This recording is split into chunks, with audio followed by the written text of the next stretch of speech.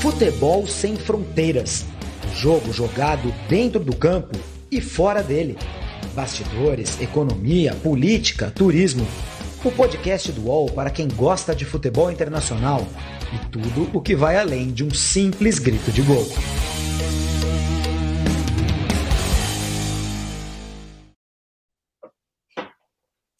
Fala galera, bom dia, boa tarde, boa noite. Está começando o Futebol Sem Fronteiras, edição número 54. Ó, avisando pessoal, hein? É a penúltima da temporada, hein, Jamil? A gente é que nem série norte-americana. Temos Season 1, Season 2 e tal. Então, The Crown.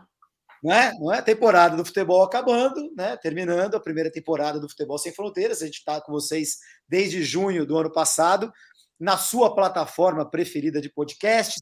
Também no YouTube, no canal do Futebol Sem Fronteiras, que é onde a gente faz ao vivo, né? E no canal UOL, é lógico. Todas as quintas-feiras, às 4 da tarde, a gente está no canal UOL. Então, onde quer que você nos ouça, nos veja, muito obrigado pela tua companhia, pela tua audiência ao longo desse ano. A gente vai falar muito sobre futebol hoje, a gente vai falar sobre futebol na semana que vem, e aí no mês de julho, um pouquinho de férias, né? Porque ninguém é de ferro, né, seu Jamil? Esse ano de Copa do Mundo, a gente precisa fazer a nossa pré-temporada depois, antes de começar a Season 2. Jamil e amigos, amigas, estamos hoje com um convidado de honra, meu grande amigo Sérgio Patrick, que muitos conhecem pelos anos todos de Rádio Bandeirantes, né? Mas não só Rádio Bandeirantes, todas as mídias do grupo Bandeirantes, em todas elas o Patrick já fez alguma coisa, né? Na TV, Band News FM, que era Bradesco, enfim, mas principalmente, lógico, na Rádio Bandeirantes, onde o Patrick passou boa parte da carreira dele, e muita gente me pergunta, onde é que foi parar o Patrick? Onde é que foi parar o Patrick? Hoje ele vai contar onde é que ele está. Temos uma dica. Olha lá, olha o agasalho. Ele comprou um time de futebol nos Estados Unidos. Não é? Deve ser por aí. É alguma coisa por aí. O Jamil, que convidado, hein? E olha que quase que descobrimos hoje que você conhece o Patrick há mais tempo que eu, hein? Quase. Quase, Júlio. Bateu na trave. Patrick, muito bom te ver. Patrick, a gente estudou basicamente junto da faculdade, anos diferentes, mas estávamos lá. Inclusive, tinha uma pelada de vez em quando, não tinha não, Patrick? É verdade, tinha. Tinha um joguinho naquela quadra lá. Pobres canelas. Pobres canelas. Pobre quadra, né, no caso. O time não era muito bom, o muro era baixo e a bola ia para a rua muitas vezes. Uma honra falar com você, Júlio Jamil. Eu sou um ouvinte do podcast e admirador dos dois aí, além de serem amigos, são jornalistas que eu acompanho há muito tempo e admiro muito. A gente quase descobriu porque o Patrick e o Jamil estudaram juntos na faculdade por um tempo, mas eu sou contemporâneo do Patrick de escola ainda, hein? É verdade. Ainda de escola. Ele mais velho um pouquinho do que eu, mas estudamos na mesma escola lá na Zona Sul de São Paulo, o Magno, Colégio Magno, por muitos e muitos anos. Depois fomos ficar muito amigos ao longo da nossa carreira, ao longo da profissão. Tinha já foto a cores? Tinha o quê? Foto Tinha, né? Tinha cabelo. No meu caso, tinha cabelo. Do Patrick continua tendo, tá vendo? Cara bonito é assim, Jamil. Só tá branco já. Sabe que a gente compra tudo, né? Então... Ainda mais nos Estados Unidos, bem que a inflação tá pegando. Bom, qual que é o tema do dia hoje, gente? A gente vai falar muito hoje de futebol nos Estados Unidos, que é um tema muito legal, porque desde que todos nós somos crianças, a gente ouve sobre essa frase, assim, o futebol nos Estados Unidos, né? Onde ele vai parar? 50 anos atrás, quase 50 anos atrás, estava chegando lá o Pelé, né? O Pelé, né? Não é o qualquer um. É o Pelé para jogar no Cosmos, para jogar em Nova York. Estamos falando de 1972, 73, 74, agora não lembro de... 73, se não me engano. 73. Então, o ano que vem tem que ter matéria sobre isso aí, ó. 50 anos da chegada do Pelé nos Estados Unidos. 50 anos atrás, o discurso era: agora os americanos vão pegar o futebol para eles, né? Nunca mais ninguém vai ganhar nada. E 50 anos depois, a gente está aqui nessa situação atual, que é uma situação que finalmente parece, discurso à parte, estar se transformando em algo maior mesmo. Então, a gente trouxe o Patrick para conversar com a gente sobre isso, Jamil. Temos Copa do Mundo nos Estados Unidos em 2026, temos investidores americanos comprando clubes por todas as partes, o futebol feminino, obviamente, é uma realidade há bastante tempo lá. Temos a ideia, que eu sempre falo aqui, mas eu nunca vi ninguém falar seriamente, eu quero que o Patrick conte para a gente se isso acontece nos Estados Unidos, de juntar a Libertadores da América com a MLS. Eu acho que, no meu conceito, o único jeito do futebol sul-americano voltar um dia competir em termos mercadológicos com a Europa é se pegar o dinheiro dos Estados Unidos e juntar com a nossa cultura de torcida, de futebol, de jogo mesmo, que a gente tem na América do Sul. A gente vai falar sobre tudo isso, mas primeiro, Patrick, conte onde você está. Onde anda? Como você foi parar aí, né? Que aconteceu nesses últimos, quantos já? 5 anos? 6, 7? Não, 8 anos. Tem 8 anos que eu estou aqui nos Estados Unidos. Quanto tempo passa? Eu vim para cá em 2014. Futebol continua fazendo parte da minha vida. Eu assisti jogo anteontem no meu celular, joguei ontem com os meus amigos aqui em Miami. Aliás, é muito legal porque é um jogo global, assim, tem romeno, sul-africano, colombiano, venezuelano, cara, é o mundo inteiro jogando ali. Tem americano também, inclusive, né? Não são muitos, mas tem. Até porque Miami tem gente do mundo inteiro, né? E eu tô por aqui. Eu tenho 1 ano em Miami, 8 anos nos Estados Unidos, morei também em Ohio, Nova York, né, antes de morar aqui na Flórida, e em todos esses lugares vivi o futebol, né? Em Nova York, quando eu cheguei, o New York City Football Club, que é filial do Manchester City, estava para ser criado, aliás, estava sendo criado, né, ia estrear no ano seguinte. Comprei ingressos para a temporada, vi 2 temporadas do Yankee Stadium desse time, com Davi Villa, Pirlo, Lampard, foi divertido, foi uma experiência bem interessante, né, que eu nunca tinha visto um time começar do zero assim. Depois, em Columbus, eu vi o time ser salvo pela comunidade, que é uma coisa que nunca tinha acontecido aqui no esporte americano, né, eles põem tudo no caminhão e levam embora para outra cidade, e Columbus bateu o pé e conseguiu, obviamente que tinha uma lei também para ajudar, porque aqui nos Estados Unidos tudo passa pelos advogados, né, e Columbus conseguiu segurar o time lá, e agora aqui em Miami estou vendo o time do Beckham sair de irrelevância, de verdade, né, se a gente falar no dia a dia aqui da cidade, o estádio é muito longe, em Fort Lauderdale, as pessoas não se interessam muito, para um estádio novo, que deve pintar nos próximos anos numa região mais central, perto do aeroporto, e aí sim o time pretende decolar em termos de popularidade. Agora, nessa história do agora vai para o futebol aqui nos Estados Unidos, só uma rápida comparação de Miami, que é sede confirmada para a Copa de 2026, em 94, Miami não teve jogos na Copa, né? Em Orlando teve, mas Miami não. Vocês sabem por quê, não? Não. E aí vocês vão ver a diferença de 94 para 2026. Em 94 tinha um conflito de calendário com o Marlins, o time de beisebol da cidade. Porque o Marlins jogava no estádio, eles falaram, não vai dar para fazer a Copa do Mundo aqui. Hoje, os caras iam mandar o Marlins para a Lua para fazer jogo da Copa do Mundo aqui. De jeito nenhum eles iam abrir mão dessa oportunidade.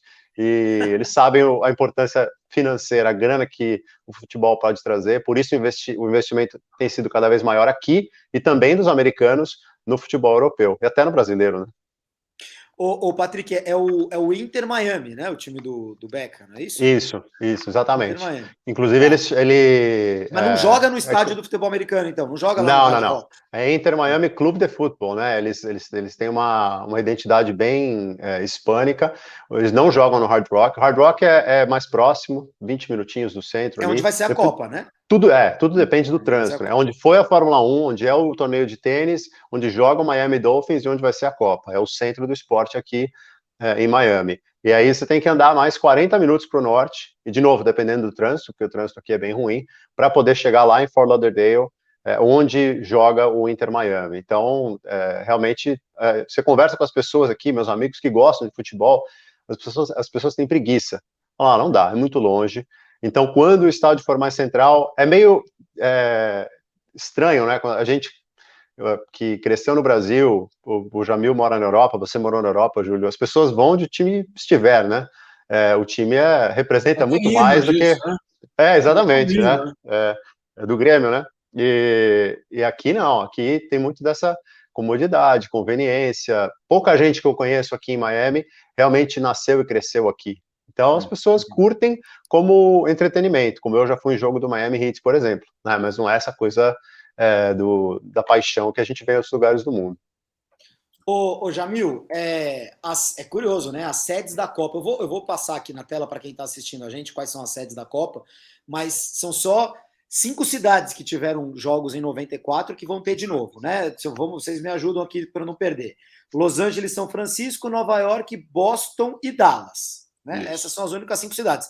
E, Patrick, se não me engano, nenhum dos 5 estádios é o mesmo, certo? Não, por exemplo, perdão, Patrick, o estádio da final da Copa do Mundo que o Brasil ganhou não vai ser usado. Não vai ser usado. Né? Vai ser no novo estádio lá que fizeram para os Raiders. Certo? Isso, aquele é o Rose Bowl, né? Isso, fizeram para o Rams e para o Raiders, né? Não, o Raiders está em Las Vegas. O Raiders está em Las Vegas. Para o Rams e para o Chargers. Isso, exatamente. Exatamente. Então. Que é o SoFi Stadium, que é maravilhoso. Na verdade, tem uma coisa bem interessante que a gente discutiu tanto dinheiro público em estádio no Brasil, né, antes da Copa de 2014. Aqui nos Estados Unidos, inclusive Boston não terá a Olimpíada em 2028, porque a população falou, não queremos, né? E aí foi para Los Angeles. E existe uma discussão em vários lugares. Hoje ela é mais forte em Buffalo, por exemplo. Foi em San Diego há alguns anos, quando o Chargers saiu de San Diego para ir para Los Angeles. O Chargers queria um estádio novo. A prefeitura não queria botar dinheiro. Eles queriam um estádio novo lá, downtown, aquela coisa. E isso tem acontecido no futebol também. Para vocês terem uma ideia, eles falam de Soccer Specific Stadiums, né? Os estádios que são para soccer. Nenhum vai ser usado na Copa do Mundo, porque o maior deles é o de Nashville, que acabou de ser inaugurado, e tem 30 mil lugares. Os estádios da Copa são estádios de NFL. Porque aí vão ser estádios de 70, 80, 90 mil pessoas.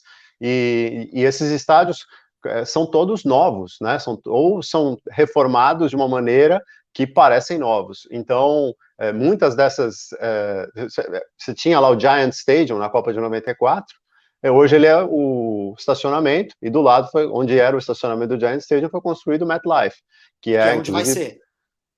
Que é o de Nova York. Eles falam Nova York, mas na verdade é em Nova Jersey, né? Exatamente. Você pega o trem lá mas no caso de Nova York vai ser, digamos assim, no mesmo estádio, no sentido do estádio foi reconstruído ali no mesmo lugar. Né? Boston, se não me engano, se a gente pesquisar, mesmo, né? Era Foxborough e hoje chama Gillette Stadium. Inclusive, não sei como é que a FIFA vai fazer com os naming rights, se ela vai simplesmente ignorar. Aqui nos Estados Unidos... aqui nos Estados Unidos, eles não... Assim, não é que... Não existe um outro nome, sabe? O nome é o nome do patrocinador, né? Por exemplo, o SoFi Stadium nasceu como SoFi Stadium em Los Angeles. Aliás, o que tem de gente que fala que vai no estádio fica no sofá a vida inteira, hein? Ih, olha lá. Não podia perder essa oportunidade. É bom esse SoFi Stadium aí. É o estádio de muita gente. Exatamente. E aqui nos Estados Unidos é o que mais tem, né? As pessoas adoram ver pela televisão também. Agora, Patrick, essa questão da FIFA é curioso, porque isso já foi, inclusive, debatido. E tem toda uma polêmica gigantesca, porque, claro, os patrocinadores dizem, opa, calma aí, eu paguei milhões para ter o meu nome associado à Copa do Mundo e, de repente, vai estar num estádio. Agora, tem um outro lado que está dizendo o seguinte, como você colocou, esse é o nome do estádio, não tem o Cícero Pompeu de Toledo, não tem o Mário, né? Não tem o João. Oswaldo Teixeira Duarte. Não existe. E aí o que o outro lado está dizendo é o seguinte, vocês podem tirar o que vocês quiserem do estádio, mas como é que você vai falar trem em direção a... Né? Metrô em direção a o quê? Né? Então, o debate está sendo, inclusive, super curioso, porque desmonta um pouco dessa tese comercial de que, bom, aí chegou a FIFA e aí vai suspender a Constituição, vai tirar os militares do poder, vai tirar isso, vai tirar tudo aquilo lá, e, inclusive, não vai ter mais ninguém que vai fazer publicidade. Tá bem. E aí, o que você faz quando o estádio tem aquele nome? Né? Porque na Olimpíada teve algo parecido do que você fala o Engenhão, né? Mas aí não era por conta não era por conta do patrocínio, era por conta do estádio se chamar João Avelange, um nome absolutamente manchado. E aí o COI foi lá e tocou estádio olímpico. Tá bem, né? Você faz isso com 1. Agora, como é que você faz com 11? 11, né? Se eu não me engano.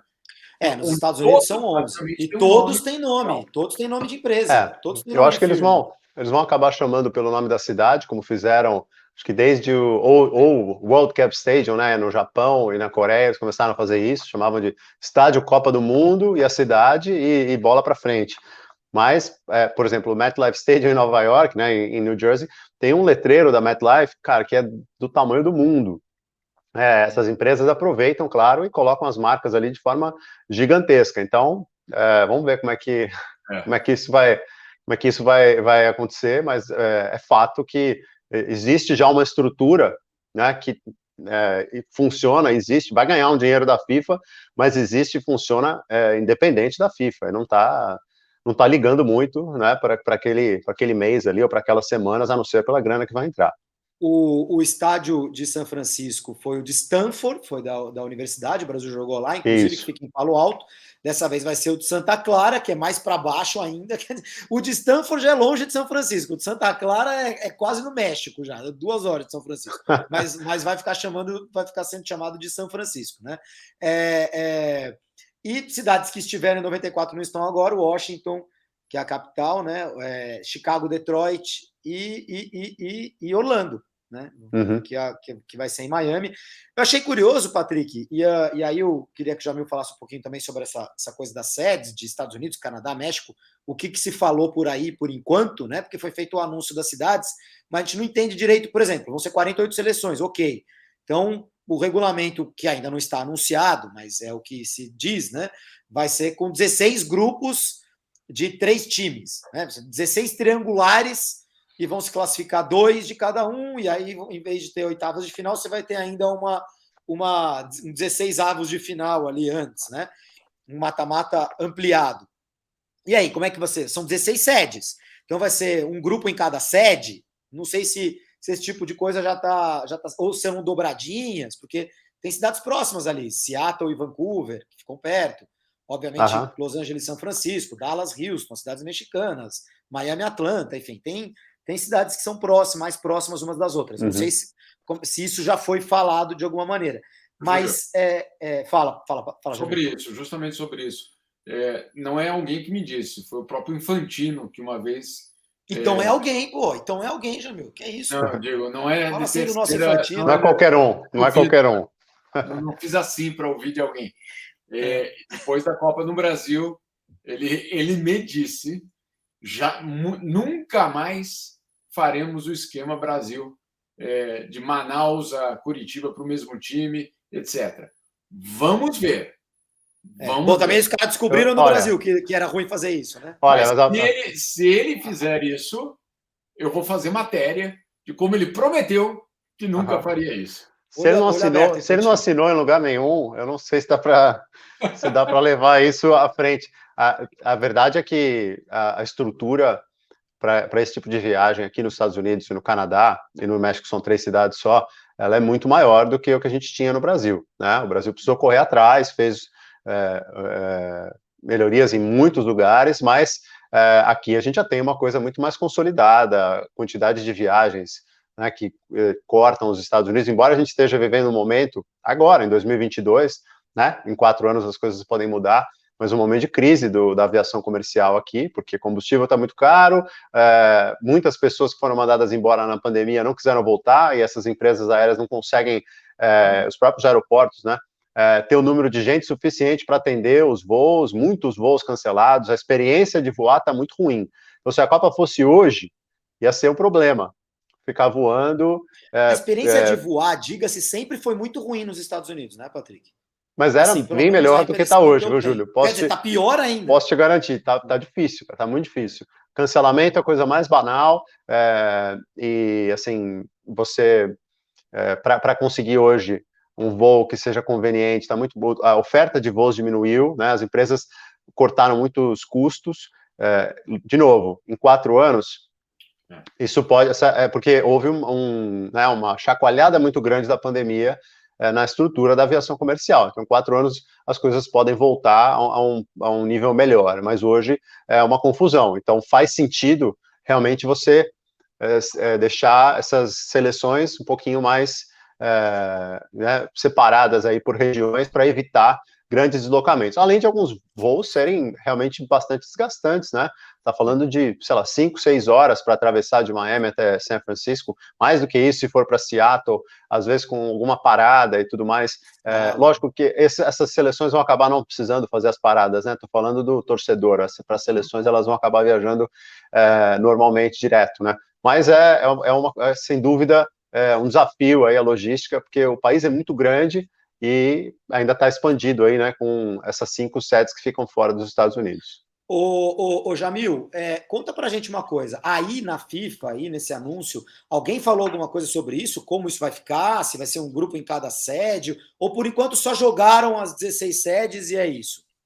Não, é a seguinte, Júlio. Primeiro, não anunciaram nada a não ser os nomes das sedes. Então, não sabemos quantos jogos. Bom, sabemos. Os Estados Unidos, os Estados americanos terão, no total, 60 dos 80 jogos. E as quartas, semis e final, né? Tudo Exatamente. Isso vai ser nos Estados Unidos. Então, basicamente, é uma Copa nos Estados Unidos, com alguns jogos no México e alguns jogos no Canadá. Essa é a Copa do Mundo. É uma Copa do Mundo americana.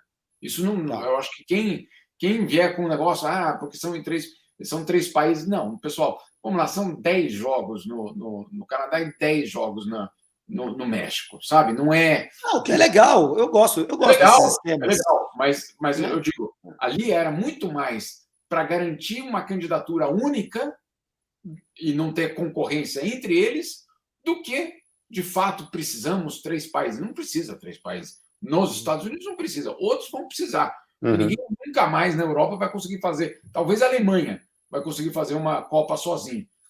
O resto ninguém mais consegue. Essa é a verdade. 48 seleções.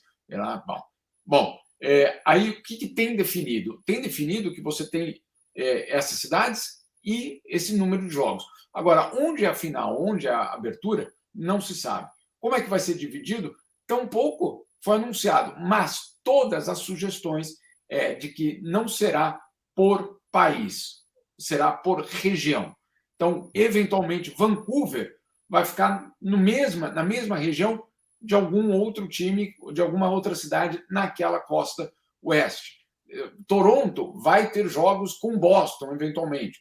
Então, um pouco nesse esquema. E não, os jogos no Canadá. Não. Toronto a Vancouver são também 5 horas. Sim. 2 países diferentes. A possibilidade de falar os jogos no Canadá. Não.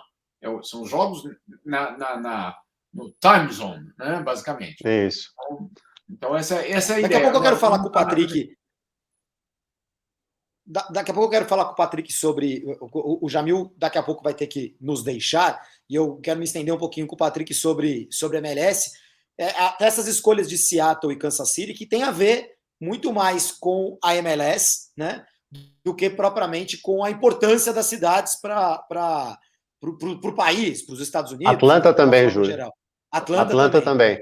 Atlanta tem um estádio maravilhoso, todas, né? Novo, mas a Atlanta, na Copa de 94, não apareceu e não era nem comentada. Lógico, tudo bem que 2 anos depois ela seria sede olímpica, né? Mas ela tem um estádio novo, que nem fez parte da Olimpíada de 96, né? Que é o Mercedes-Benz Stadium, que é incrível e que tem a melhor média de público da MLS, o time de Atlanta. Então, é uma torcida que é um time relativamente recente, mas que fez um impacto e por isso mereceu.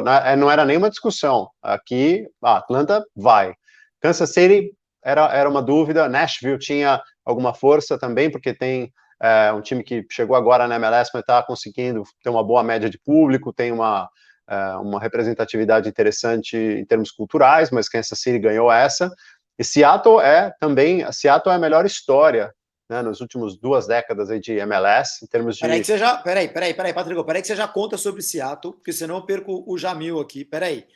E até interessante, né, porque a média de público importa, legal, mas na Copa do Mundo vai estar tudo lotado do mesmo jeito, né, mesmo a cidade sendo interessada, se botar lá em North Dakota, vai ter estádio lotado do mesmo jeito, porque as pessoas vão de outros lugares do mundo para assistir, mas é bem interessante essa escolha.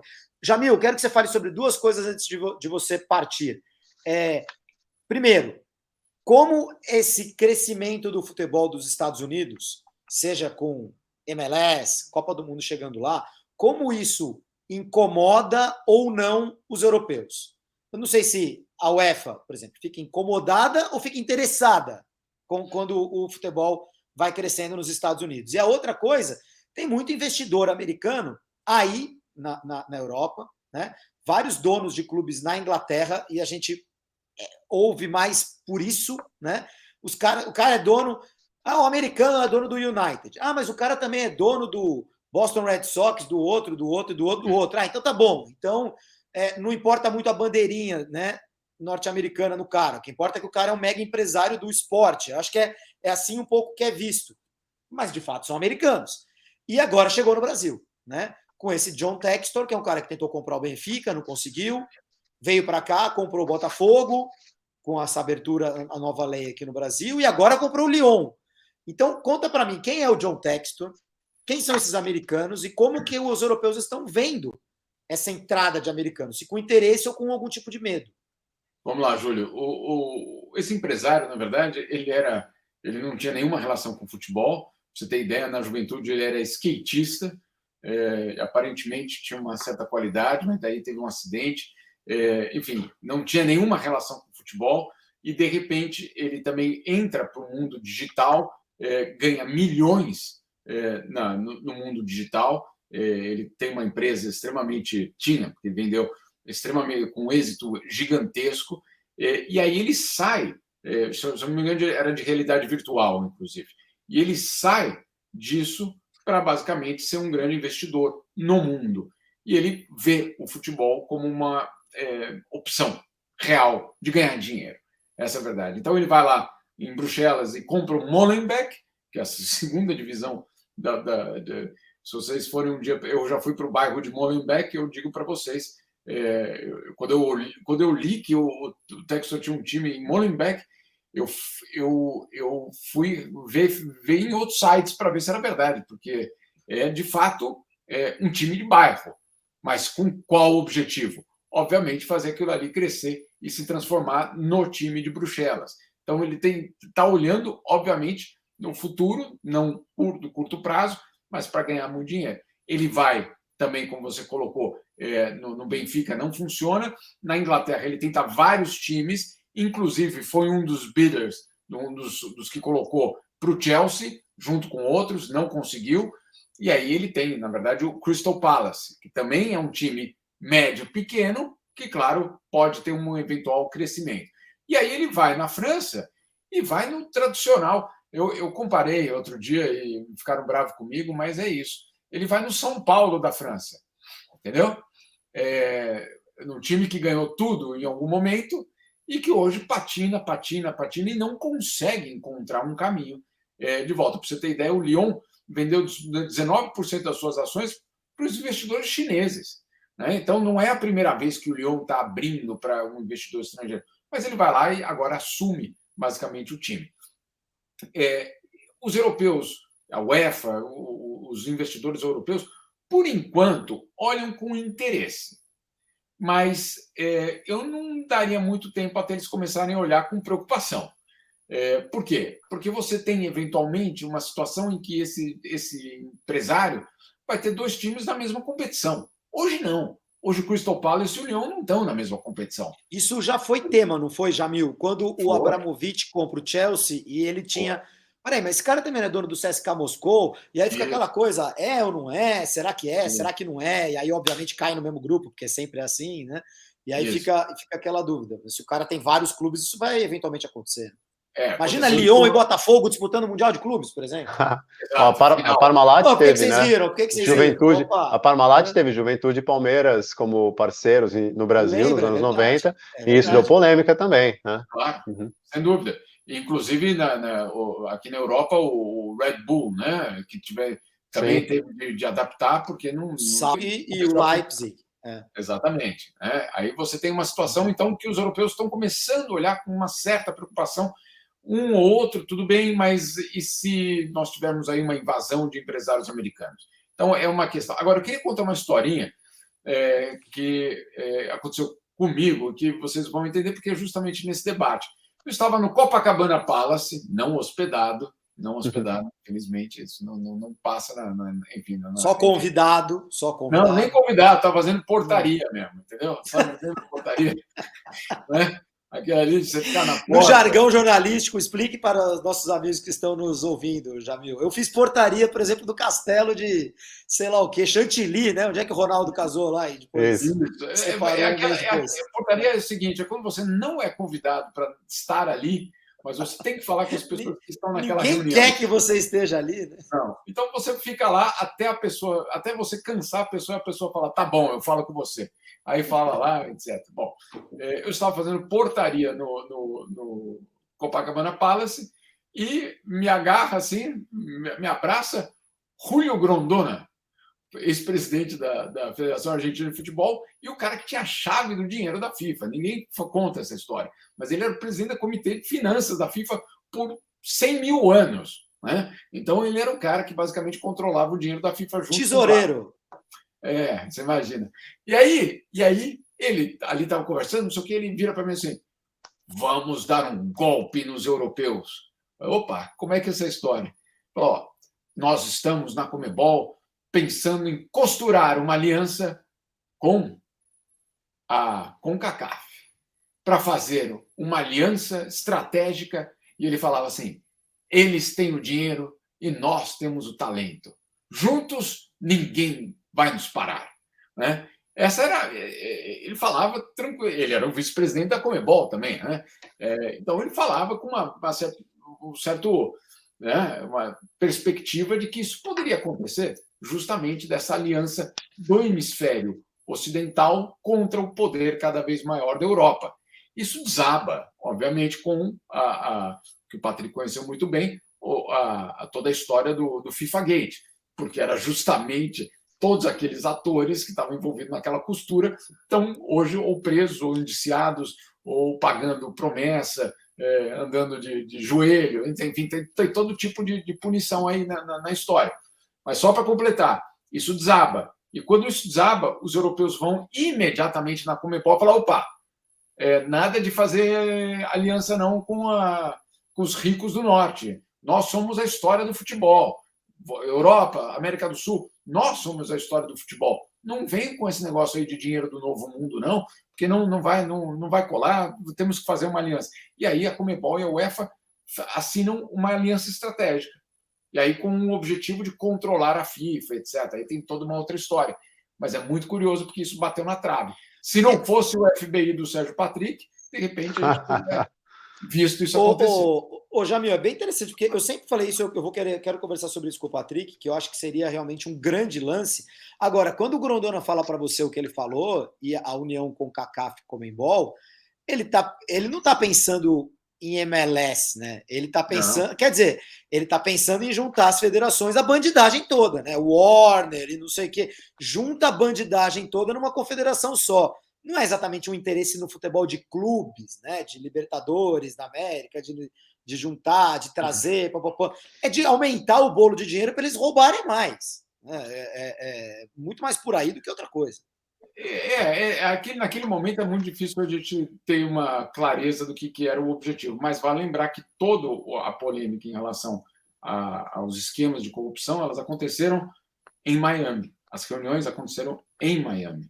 Né? Então, mesmo da Conmebol, né? O Figueiredo, que era o presidente da Conmebol, todos aquela cúpula ali, uma cúpula que literalmente é um grupinho minúsculo de pessoas que controlavam basicamente o futebol sul-americano, aquilo ali era feito inclusive em Miami. Então, para eles era até natural. O grande pecado desses caras foi eles terem passado pelo sistema financeiro americano, não é, Patrick? Foi ali que eles erraram. Se eles tivessem continuado aqui na Suíça... Né? Levado a Copa para o Catar. Se eles não levam a Copa para o Catar e a Copa vai para os Estados Unidos... Esse é o motivo, Júlio, mas só foram pegos porque eles usaram os bancos em Nova York, em Miami. Se eles nunca tivessem passado com essa grana pelos Estados Unidos, um abraço. Não é só banco, viu, Jamil?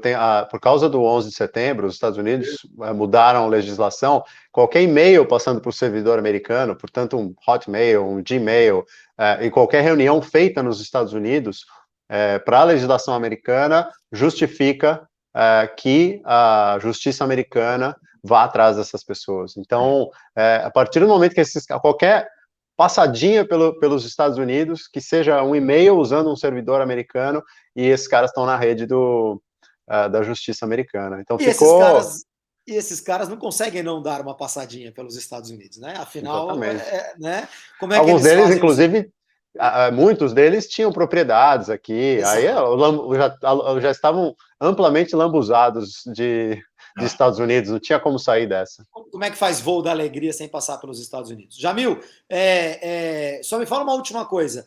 Dentro da FIFA, hoje, os Estados Unidos, os americanos, têm que tipo de influência? Grande, pequeno, quase nada? Não tem. A representação da CONCACAF ela é boa, mas ela passa por um canadense com origem italiana e pelos mexicanos. Os americanos tiveram, sim, continua tendo, claro. Não estou dizendo que não tem. Agora, eles não dominam, eles não dão as cartas. Não é o caso. Que é o caso do COI, por exemplo, né? No COI, os americanos...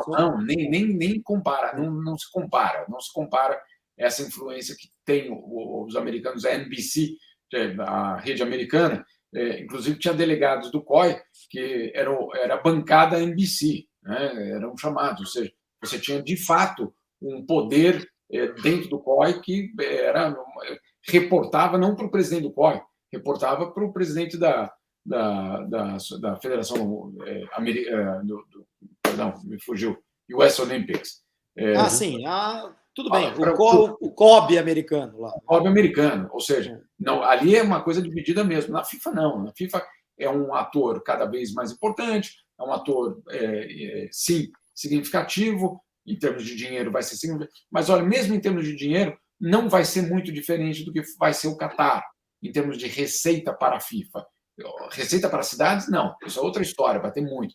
Mas a receita para a FIFA não vai ser muito diferente do que vai ser. Claro que vai ser mais. Claro que vai ter mais grana. Tudo isso vai ter. Agora, não é um game changer no sentido de, bom, agora os americanos chegaram e eles dão as cartas na FIFA. Não vai ser o caso. Que era o que muita gente achava em 94, né? Por ali, que isso ia acontecer. Isso acabou não acontecendo. Jamil, valeu. Até semana que vem. Júlio, um abraço. Patrick, temos que marcar aquele futebol ali no campinho da PUC. Pode deixar, tá combinado. Uma honra falar com você. Valeu, Jamil. Em agosto o Patrick vai tá por aqui. Obrigado, Jamil. Em agosto, para São Paulo. Em agosto o Patrick está por aqui. Patrick, isso tudo que a gente falou, né, sobre a influência dos Estados Unidos crescendo, você vê relação entre os Textors da vida lá, né, os caras que compram clubes e que estão investindo, e a Copa, e a MLS, você vê isso tudo como parte de um grande pacote ou são coisas isoladas? São coisas que estão funcionando de forma não, digamos assim... Coordenadas. Exatamente. Não é um grande plano para take over o futebol mundial, assim, não é esse o caso, né? Não, apertei o botão aqui no meu laptop, estava saindo a sua voz da pergunta. Não tem coordenação, que eu saiba, que a gente consiga perceber, mas claro que tudo vai para o mesmo caminho, né? Que é o crescimento do futebol aqui nos Estados Unidos. Uma Copa bem sucedida vai ser boa para a MLS, uma MLS mais forte vai ser boa para a Copa. Os investidores americanos colocando as mãos ali no futebol europeu, isso, claro, também pode trazer, pode ser uma troca muito importante. Por exemplo, o que o John Textor fala é que ele quer levar para esses times que ele está comprando, ele quer fazer um esquema diferente do City, do grupo que tem o Manchester City, por exemplo, que tem uma pirâmide com o Manchester City no topo, e toda essa estrutura meio que serve, né, esse time que brilha globalmente, que é a grande marca, que é o Manchester City. Ele falou que ele quer fazer uma coisa diferente, os times não vão ter essa estrutura de um lá em cima e os outros servindo, uma coisa mais igual, assim, e que ele quer trazer gestão e tecnologia para poder... Ele acha que esses times são uma ótima oportunidade de investimento, ainda valorizados de forma baixa. Ele acha que podem render muito mais em termos de grana e que podem produzir mais se ele conseguir levar gestão, corporativa americana e a tecnologia que ele conhece muito bem. Então, essa é a promessa dele. Isso é um lado dessa história. Não vejo coordenação em tudo isso que está acontecendo, mas uma coisa que o Jamil explicou da Olimpíada, essa força americana vem de história, claro, a história, né, os Estados Unidos tem um número de medalhas de forma disparada na Olimpíada e tal, uma tradição incrível, mas tem basicamente, por que a NBC é tão forte e por que ela faz dos Estados Unidos uma peça tão importante, fundamental nas Olimpíadas? É por dinheiro, porque ela paga boa parte da conta com os direitos de transmissão aqui para os Estados Unidos da Olimpíada.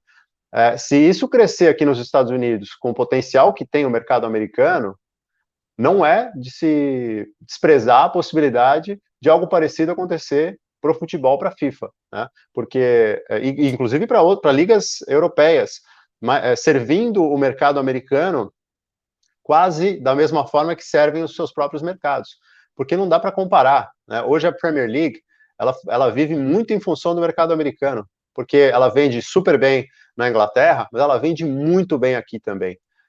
Os contratos cada vez maiores, a audiência cada vez maior, se isso continuar crescendo, como parece que vai crescer, né? E tem uma característica interessante do crescimento do futebol aqui, quando você fala de 94, Júlio, é sempre essa expectativa de um boom, e aqui o crescimento do futebol sempre foi eles chamam de sustentável, né? Que sempre foi dentro das possibilidades, assim, né? Então constante, mas não meteórico, né? Então não esperaria para 2026 nada meteórico, como o presidente da FIFA falou, vai ser o esporte número 1 do país. Para ganhar do futebol americano, não sei se nós vamos ver, talvez nossos filhos, né? Não vai acontecer. Um esporte passar o futebol americano. E o basquete também muito forte, né? A NBA está num momento incrível de popularidade, gestão, a melhor gestão para mim de uma liga no mundo inteiro. Então, para o futebol tem um caminho muito, muito bom, mas é difícil ganhar toda essa popularidade aqui. Mas se for o terceiro esporte, vamos supor que passe o beisebol, parece estar se consolidando à frente do hóquei, né? E chegue perto do basquete, do futebol americano, como mercado para o futebol mundial, o tamanho disso, Júlio, é tão absurdo que os Estados Unidos conseguem ter uma relevância, eles vão naturalmente, como consequência, ter mais espaço dentro das decisões e da política do futebol. Você estava falando com a gente fora do ar. Aí, nos Estados Unidos, a gente sempre ouviu, né, que as 4 grandes ligas, NFL, NBA, a MLB do beisebol e a NHL do hóquei sobre o gelo. Hoje, o Big Four de ligas já tem a MLS e não tem o hóquei, é isso? Eu já acho que dá para considerar isso, e tem números que vão consolidando essa percepção, né? Primeiro que, assim, se você tem filhos aqui nos Estados Unidos, meus filhos têm 6 anos e meio, eles vão jogar futebol. É uma coisa, assim, se você perguntar para americanos, 90% chutaram uma bola na vida. Então, se você achar que isso não vai ter uma consequência, é não enxergar o que está acontecendo, né? As pessoas estão familiarizando cada vez mais com o esporte. Nem todo mundo vai se apaixonar, você tem muita competição, mas é o caminho, claro. É a primeira exposição dessas pessoas numa idade assim, muito, muito jovem, né? 4, 5 anos, os pais que querem os filhos praticando uma atividade física, um esporte coletivo para aprender a lidar, né, com essa história de trabalhar de forma cooperativa e tal, tudo isso o futebol tem, o futebol oferece. Então, essa pesquisa da Ampere Analysis teve, entre praticantes adolescentes, entre 13 e 17 anos, o futebol com 1,2 milhão contra 243 mil do hóquei, é muito mais, né? E em termos de fãs, essa pesquisa também já mostra o futebol à frente, 49% a 37%. Teve uma pesquisa no New York Times, na Copa de 2014, a gente até fez um trabalho junto na época, né, sobre a popularidade do esporte aqui do futebol aqui nos Estados Unidos, porque os americanos estavam comprando ingressos adoidados para a Copa de 2014. Naquela época, no público jovem, o futebol já aparecia em algumas pesquisas como o segundo mais popular, só atrás do futebol americano. Então, aparentemente é uma questão de tempo, preparar esse terreno e deixar isso naturalmente crescer, essa evolução vem e o futebol assume uma posição muito mais destacada aqui nos Estados Unidos. E a gente não pode esquecer que grande parte disso, tudo bem, o futebol é o esporte mais popular do mundo por uma razão, né? Não é à toa, né? Ninguém forçou isso a acontecer. Isso aconteceu porque é de fato um esporte que, a gente não vai ficar debatendo sobre isso agora, mas é um esporte que ele é muito democrático, pode ser jogado em qualquer lugar, enfim, é muito emocionante também. O pior sempre pode ganhar do melhor, em outros esportes isso é mais difícil de acontecer do que no futebol, etc, etc, etc. Agora, número menor de pontos, né? Eu acho que isso é muito, muito importante para o futebol, né? Que é o que sempre foi dito como algo negativo para a realidade americana, né? Mas é o que transforma o futebol num esporte com resultado final tão variável, né? Mas o aumento da população hispânica deve ser fundamental para isso tudo que está acontecendo, né, Patrick? Assim, sim. A imigração, né, a quantidade de mexicanos, de latinos que tem no futebol o seu esporte preferido e que hoje fazem. Hoje qualquer cidade que você vai dos Estados Unidos, as coisas estão escritas em inglês e espanhol no aeroporto, por exemplo. Não era assim antigamente. Sim, sim. Existe uma tendência a abraçar. Lógico que você tem uma divisão política bem forte aqui, gente que não quer aceitar, né, essa força cultural hispânica, porque quer a coisa, né, do inglês, esse não é o meu país, né, as pessoas que não aceitam as mudanças, isso tudo está acontecendo. Mas me parece algo realmente muito difícil de evitar, algo que a gente aqui em Miami percebe de uma maneira muito fácil, né? Aqui deve ser a cidade mais bilíngue, mais latina, mais hispânica, e olha que a Califórnia tem muitas, o Arizona, né? Mas aqui é uma cultura incrível, é uma coisa própria, quase que Miami as pessoas se consideram na capital da América Latina, mesmo estando fora da América Latina, estando em território americano. Tem uma coisa só que, obviamente, que não são todos, né, os latinos. Tem muita gente que prefere o beisebol. Você tem países que tem gente que vem de Cuba, Venezuela, Dominicana, Porto Rico. Não necessariamente vai ser apaixonada pelo futebol, como os mexicanos são, como os brasileiros, né, os colombianos, por exemplo, aí argentinos, obviamente, isso é uma coisa mais natural. Mas, por exemplo, aqui em Miami tem muito venezuelano, tem uma incrível comunidade cubana, as pessoas, embora até o dono do time de futebol seja cubano, não necessariamente todos os cubanos são apaixonados por futebol, né? Normalmente muito mais ligados ao beisebol e até outras modalidades, boxe, às vezes tem um interesse maior. Tem mais a ver com o México, né? Muito mexicano e muito brasileiro, né? Que são dois. E outros países da América Central. Também tem Honduras, El Salvador, também você tem muita gente, Guatemala, Nicarágua. No México e no Brasil, o futebol é muito grande, e são os dois países mais populosos desses todos que a gente citou. Sem dúvida. São, obviamente, os que cedem mais imigrantes para os Estados Unidos. E aí, em outros lugares do país, isso tem de uma maneira muito mais forte do que aqui em Miami, mas é sem dúvida uma realidade. Uma mudança demográfica no país também aponta para uma evolução no futebol. Então, você olha assim.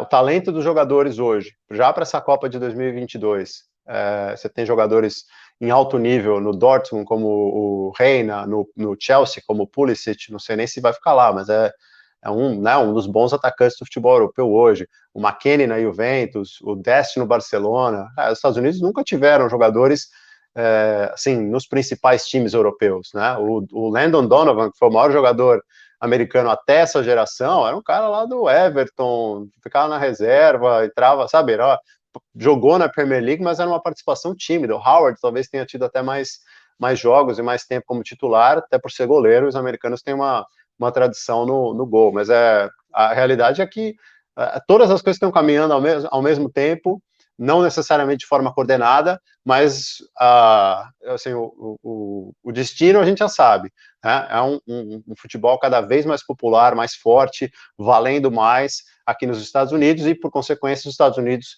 valendo mais também no cenário do futebol mundial. Quer dizer, uma seleção jovem, talvez ter ficado fora da Copa do Mundo da Rússia tenha sido muito mais acidental do que propriamente gerado um terremoto que agora vai acabar numa seleção mais forte, né? É uma coisa acidental.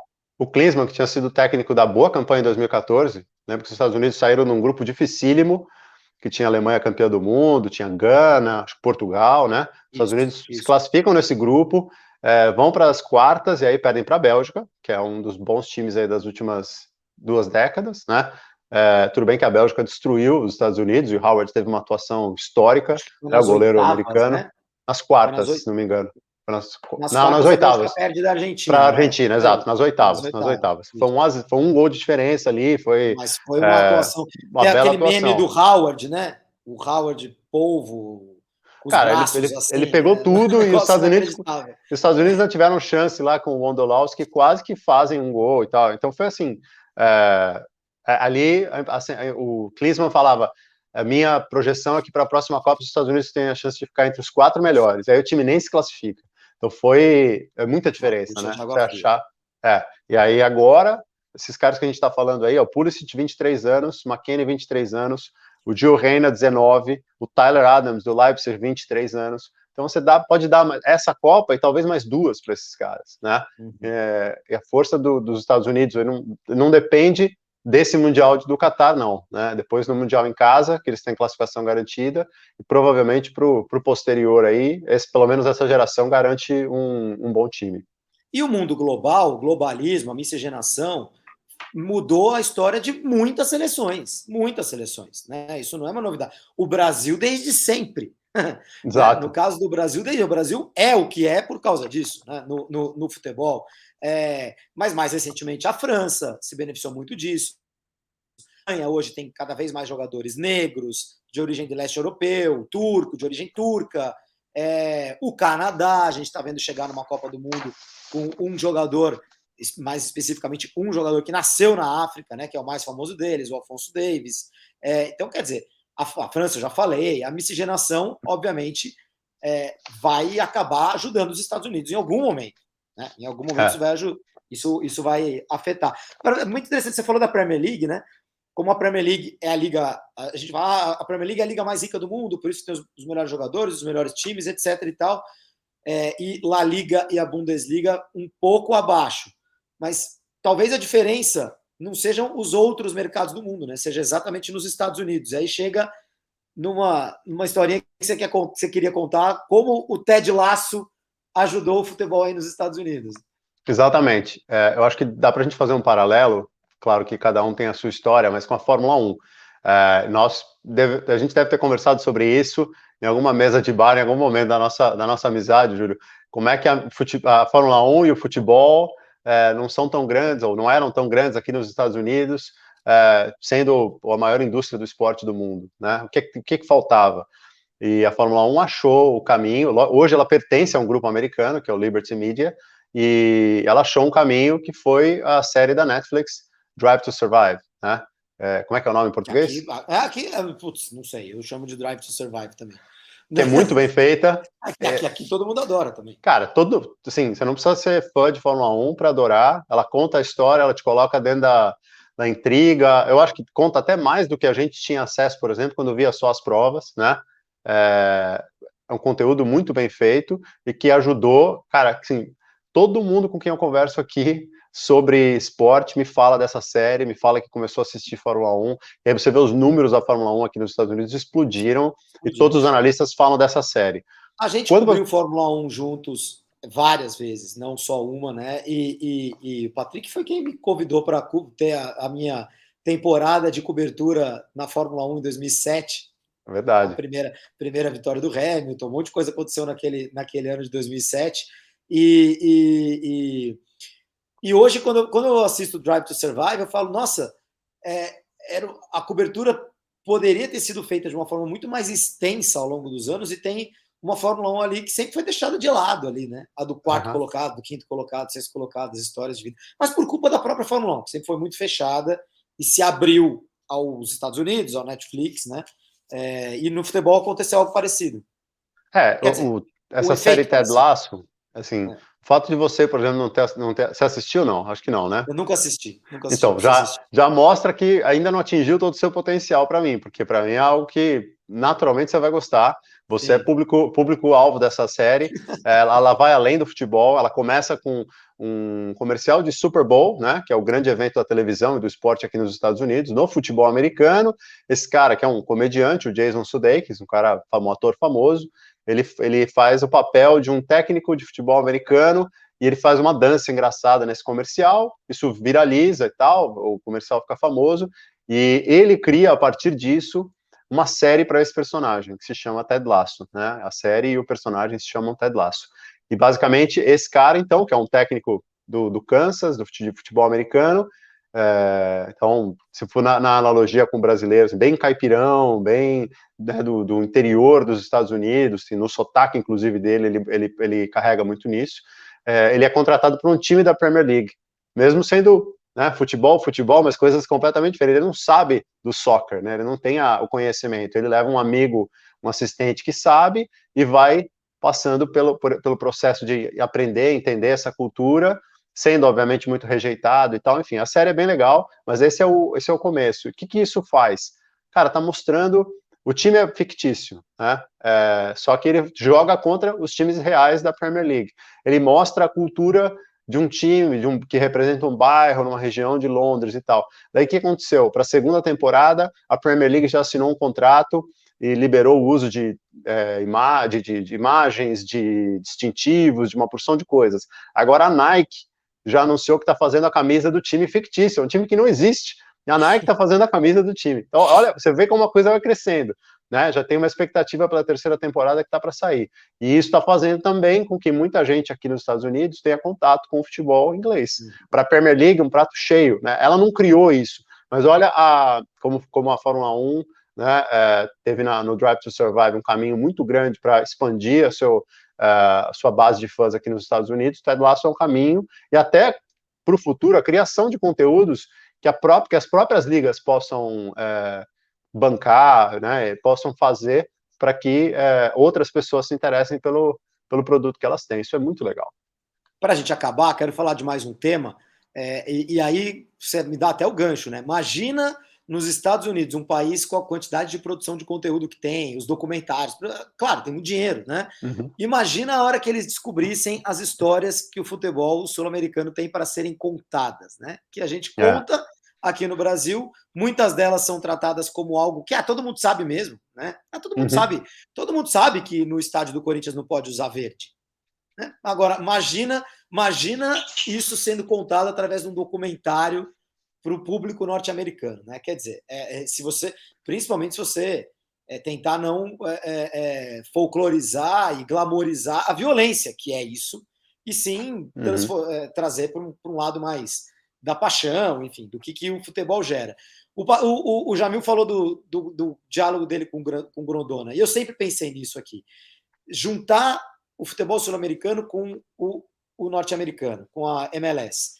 Seria, na minha opinião, o único caminho possível para que um dia um Flamengo, um Palmeiras, qualquer um, aqui, estou falando dos mais ricos, hein, possa competir com os clubes europeus. Porque essa competição esportiva sempre existiu no século passado.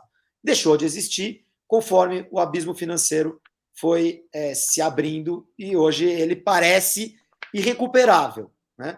Acho que a chance seria essa, você pegar a capacidade de gestão, de organização e, obviamente, o dinheiro dos americanos e juntar com o talento e com a paixão, com a capacidade de mobilização que o futebol tem aqui na América do Sul, no Brasil especificamente. Isso é um delírio ou isso é falado aí? Alguém já falou sobre isso aí? Alguém já deu essa ideia aí, Patrick? Isso é conversado mais do que você imagina. Foi até uma das coisas que a gente conversou antes do papo aqui, e quando você me falou, eu te disse, né, olha, não é uma coisa absurda aqui, né? Essa diferença eu acho que vem também de União Europeia, Lei Bosna, né? E aí você faz os times que já eram fortes com 2, 3 estrangeiros, craques, né, de outros países, gente de outros países com esse nível mais alto, aí passaram a ser seleções internacionais, e aí ficou cada vez mais difícil competir com esses esquadrões, né? Essa discussão... E é um problema para a própria Europa, porque hoje você tem meia dúvida. Hoje o Messi sai do Barcelona e não tem quem possa comprar, porque só tem 2, 3 times com dinheiro suficiente para isso, né? Então, na própria Europa, esse abismo está se abrindo, mas em relação e depois, Sul, então, nem foi se fala. tanto dinheiro gasto de forma irresponsável lá por muitos times que hoje você tem uma discussão até de quem é que está pagando essa conta, né? E algo inimaginável, um time como o Barcelona, com todo o sucesso que teve nos últimos anos, viver meio apertado, você não sabe qual vai ser a capacidade de investimento, eles sempre dão um jeito, mas é um negócio que parece meio absurdo, né? A Roma passar por dificuldade e tudo mais. Nesse caso, existe mesmo uma discussão aqui, essa é uma pergunta feita frequentemente para os principais dirigentes aqui do futebol nos Estados Unidos, né? O chefão da MLS, o comissário, como eles chamam, chama Don Garber, ele responde isso aí sempre, por enquanto, nos últimos anos, a resposta tem sido uma ideia muito interessante, mas que não cabe no calendário, não faz parte das nossas discussões do dia a dia. Então, me parece que a hora que a grana falar mais alto, aqui nos Estados Unidos, isso vira uma explicação, uma justificativa para qualquer coisa, entendeu? Então, é muito simples. Olha, faz sentido em termos financeiros, é a melhor opção para esses times, vai ser uma coisa que vai integrar com o calendário da MLS. A minha impressão é que a MLS ainda quer, ela não quer ter uma competição que esteja acima dela. A Copa dos Campeões da CONCACAF, ela não é superior à MLS, na discussão do futebol doméstico aqui dos Estados Unidos. Foi legal, o Seattle acabou de ganhar, depois de os mexicanos dominarem por não sei quantos anos e tal, mas a vida do futebol aqui nos Estados Unidos é a MLS. A MLS acabou de assinar um contrato de 10 anos com a Apple TV para passar todos os jogos nessa próxima década e tal. Tá ganhando aqui no Brasil, se não me engano, acho que é no mundo inteiro, né? Uma bolada com isso, é um baita contrato, né? Um baita anúncio que foi feito aí pela MLS. Então, acho que tem essa dificuldade, né? Ofuscar a MLS. A MLS sabe muito bem, porque ela não é uma entidade como a CBF, né? Ela é uma liga estruturada nos moldes do esporte americano. Os times são os donos, esse executivo, esse empresário, né? O Don Garber representa o interesse dos times. Eles sabem o que a Champions League fez com as ligas europeias, por exemplo, né?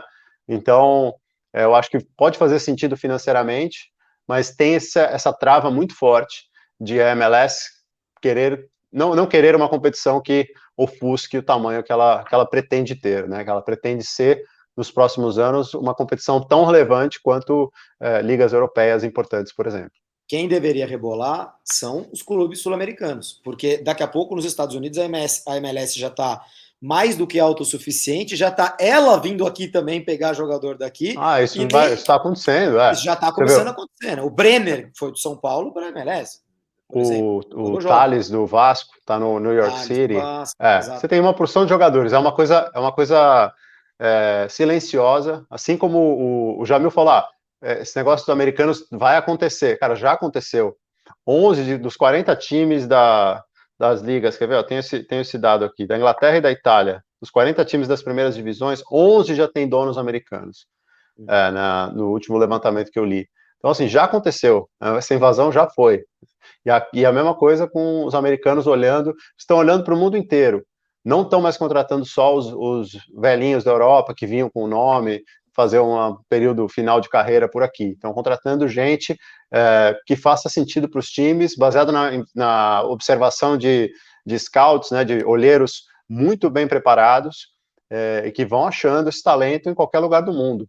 Obviamente que os Estados Unidos têm uma força para atrair, para chamar esses talentos muito maior do que muitos países do mundo, né? Os caras vêm morar nos Estados Unidos, ganhar em dólar. Então, você tem, assim, uma quantidade de nacionalidades na MLS que é difícil encontrar em outra liga do mundo, né? Tem gente da América Central inteira, da África, da América do Sul, vários jogadores europeus, né? Então é muito interessante ver como isso tem se consolidado, e logo, logo, eu acho que pela força da grana, alguns jogadores brasileiros vão começar realmente a deixar posições de destaque no futebol europeu, brasileiro para jogar aqui na MLS. Não só a força da grana, vou falar isso com um certo desprezo, mas é a realidade. É a força cultural também, porque o brasileiro, o brasileiro tem muitos brasileiros, né? Não eu, mas os brasileiros têm uma coisa assim com os Estados Unidos, né? Uma coisa de eu quero ser você, que é muito forte, né? Então, as famílias de jogadores preferem 1000 vezes morar lá em Orlando e levar o filho para Disney todos os dias do que morar em Roma. Nem passam lá a vida inteira em Roma sem nem ter visto o Coliseu. Culturalmente, acho que se sentem mais em casa morando nos Estados Unidos do que se sentem explorando uma outra oportunidade em um outro lugar do mundo. Entendo Eu isso. vi isso com os meus olhos, assim, a quantidade de jogadores, de famílias que vão lá, compram uma mansão ou alugam uma mansão e não saem de casa ali, ficam lá assistindo TV Globo e novela e Campeonato Brasileiro e não assistem nenhum campeonato que eles jogam, né? Inclusive, você veja, hoje, Júlio, tem uma comunidade de ex-jogadores brasileiros morando em Orlando, por exemplo. Rivaldo tá lá, né? É um destino preferencial. Cara, tem vários jogadores. Vários, né? Eles fazem pelada e tal. Ficaram ricos e foram morar nos encerrou Estados a Unidos. carreira com um bom dinheiro, né? Essas pessoas compraram uma casa ou se transferiram para cá para poder tocar o resto da vida. E aí ter os filhos tendo a educação daqui. Vive-se, claro, com mais segurança. Tem uma porção de coisas que você consegue entender. Mas, realmente, em termos culturais, tem um apelo mais forte do que e às vezes até o idioma também, né? Você vai, por exemplo, para Alemanha, você vai para a Rússia. Hoje a Rússia está mais difícil por outras questões, mas você tem um bloqueio de idioma, né? Que é mais difícil de você passar do que você morar aqui nos Estados Unidos. O inglês é mais acessível. Normalmente alguma coisa que as pessoas já têm alguma noção, dependendo da educação a que as pessoas tiveram acesso. Então isso tem um impacto e é bem interessante para observar para os próximos anos. De repente, se um monte de empresário americano começar a comprar um monte de clubes brasileiros, isso possa se transformar numa realidade. Mas hoje, realmente, ainda que eu ache algo muito óbvio, a primeira coisa que todo mundo fala é: imagina como é que vai jogar domingo nos Estados Unidos e quarta-feira contra o Juventude em Caxias do Sul, né? O cara fala assim: como é que o Flamengo vai jogar lá em Dallas pela Libertadores da América inteira? Aliás, Libertadores da América seria engraçado esse nome, né? Nos Estados Unidos, mas enfim. Eles iam adorar, depois... tem tudo a ver com a alma americana. Freedom, eles adoram. Ainda que seja outra história. E eu falo, gente, o Flamengo vai jogar contra o Tolima semana que vem, em Ibagué. Tem que pegar um avião até Bogotá e depois 5 horas de ônibus para chegar em Ibagué. Quer dizer, o problema é chegar em Miami, o problema é chegar em Nova York, o problema é esse. E outra, é óbvio que o calendário teria que mudar e você teria que priorizar essas competições e não jogar mais Júlio, o campeonato estadual. Que tamanho que tinha a Copa dos Campeões da Europa, que era assim que chamava, né? Até o começo dos anos 90. Que tamanho tem hoje a Champions League, que inclusive os caras queriam aumentar e alguns clubes tentaram criar até uma outra liga e tal. Então você vai vendo que assim, o calendário, lógico que tem décadas desse calendário, mas ele não é imutável. O próprio futebol brasileiro, quanta gente duvidou em 2003, 2004, esse negócio de pontos corridos não vai durar. Uma hora vai acabar. E já são 20 anos aí de Campeonato Brasileiro, começando ali em abril, terminando em dezembro. Hoje está consolidado. Agora, se o dinheiro e um bom projeto falarem mais alto, né, tem que ser uma combinação disso, aí a gente pode ver, sem dúvida, uma adaptação nesse calendário, né, e precisa adaptar. Na verdade, o calendário é até parecido da MLS com o futebol brasileiro hoje. Temos o Campeonato Nacional aqui, vai aí de fevereiro até... Você adapta o calendário e encaixa essa competição. Você vê que a Libertadores já faz também, né, as suas semanas ali, 2 semanas blocadas, depois uma semana de folga, para você impor, para você administrar as viagens. As ligas americanas aqui, a gente está falando das distâncias para a Copa do Mundo, isso acontece no dia a dia da NBA, da NFL, da MLS, todas as grandes ligas de esporte aqui nos Estados Unidos. Esses times estão viajando toda hora. As finais da NBA agora, Boston e San Francisco, cara, é um voo pesado, entendeu? E os times faz parte da realidade, é algo normal pro esporte. Aqui no Brasil a gente é mais concentrado, né, Júlio? A gente tem a maior parte da população numa área ali sudeste e sul, então você tem algumas viagens nordeste, mas centro-oeste e norte, na primeira divisão, por exemplo, tem uma participação menor, né? Você vai a Goiânia, e olhe lá, né? A Cuiabá hoje, né? Tá na primeira divisão. Mas não é que nem aqui. Aqui você tem uma coisa muito mais espalhada, você tem as duas costas.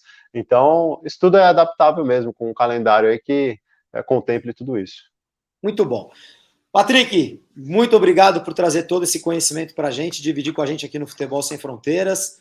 Muito bom falar contigo de novo, meu amigo. Eu quero só saber o seguinte, se os meus filhos virarem alguma coisa, porque o pai é ruim, mas a mãe foi goleira, quase chegou a nível universitário aí e tal, nível nacional. Se eles forem bons mesmo, tem que jogar pelo Brasil ou pelos Estados Unidos? O que eu faço? Boa pergunta essa, hein? Boa pergunta. Acho que pelos Estados Unidos, né? Pelo jeito ainda tem um caminho mais tranquilo de ser percorrido. Então, vou fazer o seguinte, vou deixar para eles resolverem, pronto. Exato, eles escolhem. E na Season 2 do podcast Futebol Sem Fronteiras, você vai voltar para a gente falar do o item que ficou para trás aqui, que é essa relação futebol feminino com o masculino, né? Que a gente sempre soube do futebol feminino nos Estados Unidos serem muito fortes, mas a gente fala de MLS, etc., e não vê uma liga feminina tão forte como a MLS, né, surge nos Estados Unidos. Quer dizer, ela é forte na universidade, mas isso aí a gente vai ter que deixar para um outro episódio e a gente conversa mais sobre como o futebol feminino e o masculino estão conversando aí nesse mercado em expansão e crescimento nos Estados Unidos. Combinado. Valeu, Patricão. Eu vou só mostrar para você, ver se dá aqui para ver. Ó. Isso aqui é o começo, essa é uma coluna que eu escrevi para a Máquina do Esporte sobre o futebol aqui nos Estados Unidos. Olha como é que eu abri. Agora vai. Agora vai. Muito bom. É o que eu acho do esporte aqui. Quase que eu derrubei tudo. É o que eu acho aqui do futebol nos Estados Unidos. Grande abraço, Júlio. Grande abraço a todo mundo que acompanhou. Valeu. Que bom que você está aí no lugar certo e espero que as coisas, o crescimento do MLS e do futebol aí te ajude também, como a tantos amigos nossos de profissão que estão aí morando na Flórida, morando em outros lugares dos Estados Unidos. Valeu, Patrick. Obrigado para todo mundo que nos acompanhou no Futebol Sem Fronteiras, número 54. A gente volta na semana que vem. Tchau, tchau. Futebol Sem Fronteiras. Jogo jogado dentro do campo e fora dele. Bastidores, economia, política, turismo. O podcast do UOL para quem gosta de futebol internacional e tudo o que vai além de um simples grito de gol.